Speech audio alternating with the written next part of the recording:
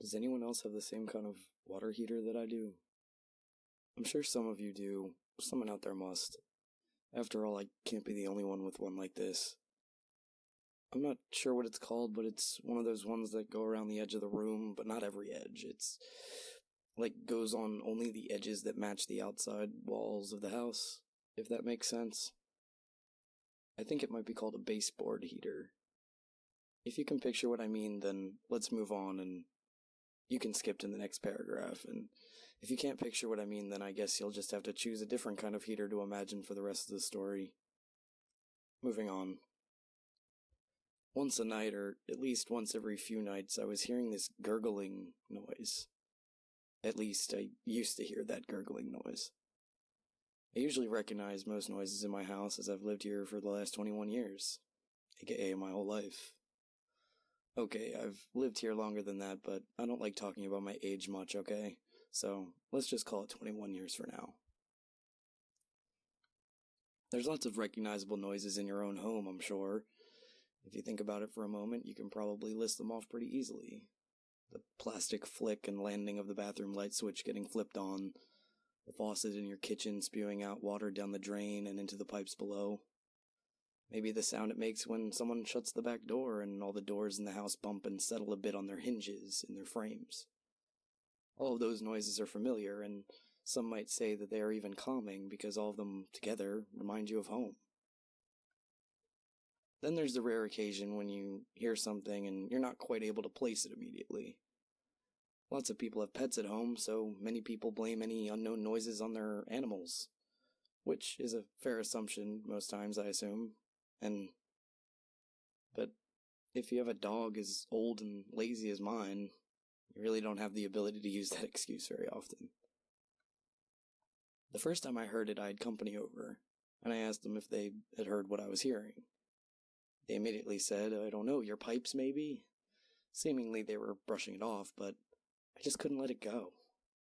Every time that they spoke, I shushed them, and I listened for so long, waiting to hear it again, that they finally asked if they should just leave. I agreed, and they did. I'm not great at having company. Honestly, I'm not great at people. Maybe that's why it was bothering me so much. The gurgling.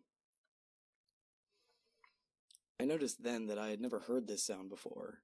I thought maybe my hearing is better than it used to be, or perhaps I'm better than other people at hearing who have lived here before, so maybe they never noticed it either? But that seemed improbable. It's been a week and a half since the gurgling started, and at that point, I think it was starting to affect my sleep. I mean, I didn't sleep much for a few days then, and okay, during that time I wasn't really sleeping at all. It's not so much the sound that bothered me as the headache did. That is, the sound was giving me a headache. I tried earplugs, but it didn't really seem to change anything for me. If anything, it seemed like it made that sound louder, which really made no sense to me at all, but it made me think it was definitely a waste of the $10 buying those stupid, clear, gooey earplugs with the dumb logo on them from the grocery store. So late one night, I started taking apart the heater cover when I heard the noise again. It was louder than it had ever been, and I didn't get very far because I don't keep a lot of tools inside the house, but I got the corner cover off, but nothing looked that odd to me, at least at that point. Not that I'm a plumber, but I figured if something looked off, it would look off, that I'd be able to tell. The day after that, I went out to the shed and grabbed my dad's old toolbox. I started in the back room since it was the part of the pipes that was closest to the furnace, and I figured start at the beginning, like a string of Christmas lights that had gone out, find the bad bulb, and the rest are usually fine. There was a lot of dirt and dust, but nothing really seemed that strange about it. Overall, at that point, I thought I had just started in the wrong spot. So the next morning, I started in my bedroom. I spend a lot of time in here, as that's where my desk is anyway, and that's where I'm sitting now. And at that point, my head was still killing me. Probably then from the fumes, but I'm getting ahead of myself. I had started that morning with the heater cover in my bedroom. Right away I knew something was off. I found a dead bug of some kind in the corner. It was so solid it looked alive at first, but it was dead, and while I don't really like creepy crawly things, it didn't really bother me that much to brush it off to the side. although I didn't ever at that point really recall seeing a bug like that in my house before. The main thing that was strange was that it wasn't dirty under this cover at all. It looked as though someone had cleaned under it recently or something. The other heater parts of my house I took apart before were covered in dust and dirt and grimy as hell, and it seemed odd, but I figured, hey, maybe I'm just less messy in this room than in other parts of the house. So when I took off the final metal slat off the pipes, the sound was the loudest it had ever been. It was so loud and painful I almost fell right over, and I decided at that point to just call it a day. I got myself together and I went to the store and I grabbed some bug fogger, I guess as a precaution. When I got home, I went in my bedroom, set it off, and went out back to my screened-in porch and decided to take a nap on the sofa there. When I woke up, everything was blurry.